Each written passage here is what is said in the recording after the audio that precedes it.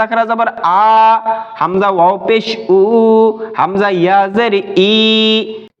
আসসালামু আলাইকুম ওয়া রাহমাতুল্লাহি ওয়া বারাকাতুহু। আলহামদুলিল্লাহ, সম্মানিত দিনদার মুসলমান ভাই বোনেরা, সকলকে জানাই আন্তরিক শুভেচ্ছা ও অভিনন্দন। সম্মানিত বন্ধুগণ, আজকে মক্তবগড়ের 19তম ক্লাস। আজকের ক্লাসে আমরা শিখব মদ মোট কয় প্রকার ও কি কি। সম্মানিত বন্ধুগণ, চলুন আজকের ক্লাস শুরু করা যাক। মদ মোট 10 প্রকার। এক আলিফ মদ 3 প্রকার। এক আলিফ পরিমাণ লম্বা করতে হবে এরকম মদ 3 প্রকার। এর মধ্যে মধ্যে তবাই, মধ্যে বদল এবং মধ্যে লিন। সম্মানিত বন্ধুগণ, আমরা 11তম ক্লাসে মধ্যে তবাই সম্পর্কে বিস্তারিত আলোচনা করেছি। মধ্যে তবাই বলা হয় জবরের বাম পাশে খালি আলিফ, পেশের বাম পাশে যজমালা ওয়াও এবং জেরের বাম পাশে যজমালা ইয়া। জবরের বাম পাশে খালি আলিফ হলে এক আলিফ লম্বা করে পড়তে হবে, যেমন বা আলিফ জবর বা। পেশের বাম পাশে যজমালা ওয়াও থাকলেও এক আলিফ লম্বা করে পড়তে হবে, বা ওয়াও পেশ বু। জেরের বাম পাশে যজমালা ইয়া থাকলেও এক আলিফ লম্বা করে পড়তে হবে, বা ইয়াজের বি। জবরের বাম পাশে যদি খালি আলিফ থাকে, পেশের বাম পাশে যজমালা ওয়াও থাকে এবং জেরের বাম পাশে যজমালা ইয়া থাকে, তাহলে এক আলিফ লম্বা করে পড়তে হয়। এই এক আলিফ লম্বা করার নামই হচ্ছে মধ্যে তবাই। মধ্যে তবাই কাকে বলা হয়? বলা হয় জবরের বাম পাশে খালি আলিফ, জেরের বাম পাশে যজমালা ইয়া এবং পেশের বাম পাশে যজমালা ওয়াও থাকলে এক আলিফ লম্বা করে পড়তে হয়। এই এক আলিফ মদকে বলা হয় মধ্যে তবাই। সম্মানিত বন্ধুগণ, দ্বিতীয় নম্বর হচ্ছে মধ্যে বদল। মধ্যে বদল কাকে বলা হয়? যে হামজার হরকতকে লম্বা করে পড়াকে মধ্যে বদল বলে। যে অর্থাৎ হামজার হরকত, হামজা কাকে বলে? আলিফের উপর যখন জবর জের পেশ থাকে তখন এই আলিফ কি হামজা হয়ে যায়। অর্থাৎ আলিফ যখন খালি থাকে তখন সে আলিফ থাকে, আর যখন আলিফের উপর জবর জের পেশ থাকে তাহলে সেই আলিফকে আলিফ বলা যাবে না, এটাকে বলতে হবে হামজা। অর্থাৎ হামজা এর হরকতকে লম্বা করাকে মধ্যে বদল বলে। এক কথায় হামজাকে টানার নামই হচ্ছে মধ্যে বদল। যেমন হামজা এর উপরে খারা জবর এসেছে, হামজা খারা জবর আ। এখানে হামজার হরকতকে লম্বা করা। এখন এখানে দেখেন হামজা এর উপরে পেশ এসেছে এবং বামে ওয়াও এসেছে, তাহলে এই মদটাকেও মধ্যে বদল বলে।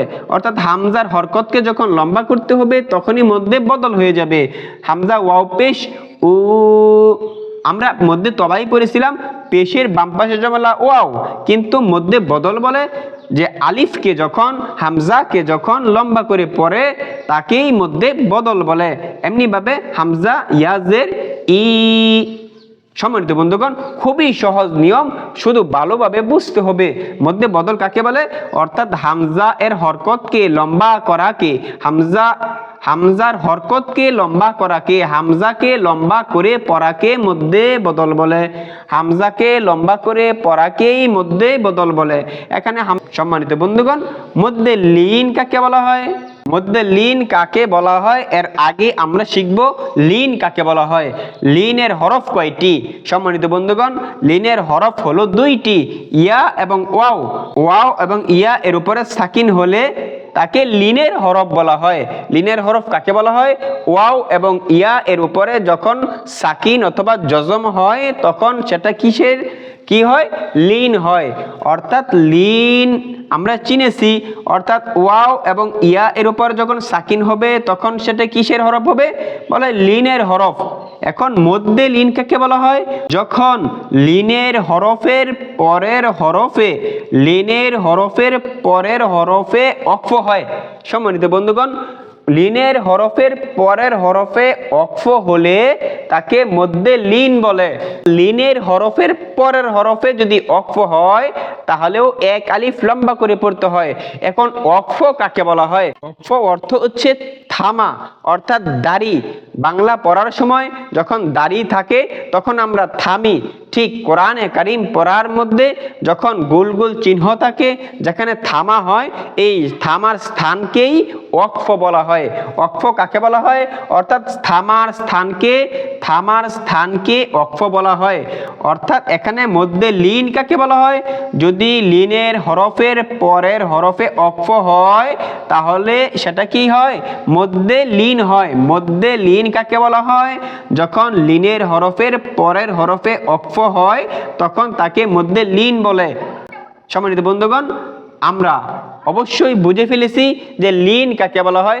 লিনের হরফ দুইটি, ইয়া এবং ওয়াও এর উপরে সাকিন হলে তাকে লিনের হরফ বলে, এবং লিনের হরফের পরের হরফে যদি ওয়াকফ হয় তাহলে সেটাকে মধ্যে লিন বলে। মধ্যে লিন এবং লিন কাকে বলা হয়? লিন বলা হয় ওয়াও এবং ইয়া এর উপরে সাকিন থাকলে লিনের হরফ, এবং লিনের হরফের পরের হরফে ওয়াকফ হলে মধ্যে লিন বলা হয়। যদি মধ্যে লিন হয় তাহলে এক আলিফ পরিমাণ লম্বা করে পড়তে হয়। যেমন খ ওয়াও জবর খৌ, ফা দুই জের ফিন, খৌ ফিন হওয়ার কথা ছিল কিন্তু এখানে খৌফ পড়তে হবে, অর্থাৎ ওয়াওকে লম্বা করে পড়তে হবে, খৌফ। এমনি ভাবে বা ইয়া জবর বাই, এখনো খেয়াল করেন ইয়া এর উপরে সাকিন হয়েছে, এর উপরে সাকিন হলে কি হয়? লিন হয়। তাহলে লিনের হরফের পরের হরফ হচ্ছে তা, এখানে আমরা থেমেছি, অর্থাৎ এখানে ওয়াকফ হয়েছে। আ ইয়া জবর বাই, তা দুই জের তিন, বাই তিন, এখানে বাই তিন না করে বাইত, অর্থাৎ এই লিনের হরফটাকে, এই লিনটাকে লম্বা করে, লিনের হরফের মধ্যে এক আলিফ পরিমাণ লম্বা করে পড়তে হবে। বা ইয়া জবর বাই, তা দুই জের তিন, বাই তিন হওয়ার কথা ছিল কিন্তু এখানে লিনের হরফের পরের হরফে ওয়াকফ হয়েছে, তো এখন লিনের হরফে এক আলিফ পরিমাণ লম্বা করে পড়তে হবে। বা ইয়া জবর বাই, তা দুই জের তিন, বাই তিন, বাইত।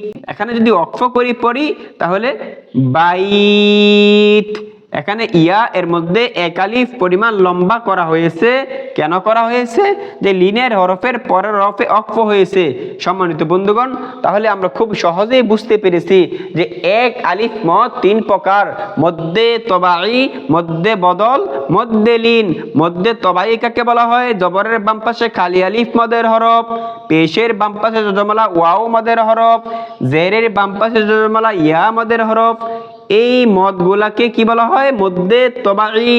বাবুবি, বাবুবি, এটা হচ্ছে মধ্যে তবাই। মধ্যে বদল কাকে বলা হয়?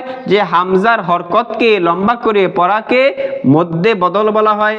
হামজা খারা জবর আ, হামজা ওয়াও পেশ উ, হামজা ইয়া জের ই, আ উ ই, এটা কি বলা হয়? মধ্যে বদল। মধ্যে লিন কাকে বলা হয়?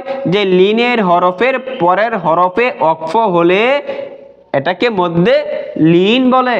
তাহলে খৌফ, বাইত। সম্মানিত বন্ধুগণ, এই সহজ নিয়মটাকে আপনাকে ভালোভাবে বুঝতে হবে ইনশাল্লাহ। এটা মুখস্থ করার কোনো বিষয় নয়, শুধু বুঝতে হবে ইনশাল্লাহ। সম্মানিত বন্ধুগণ, আমাদের 19তম ক্লাস আজকে এখানেই শেষ করব। শেষ করার আগে সকলের প্রতি আহ্বান, এই চ্যানেলটাকে সাবস্ক্রাইব করে পাশে থাকবেন ইনশাআল্লাহ। আসসালামু আলাইকুম ওয়া রাহমাতুল্লাহি ওয়া বারাকাতুহু।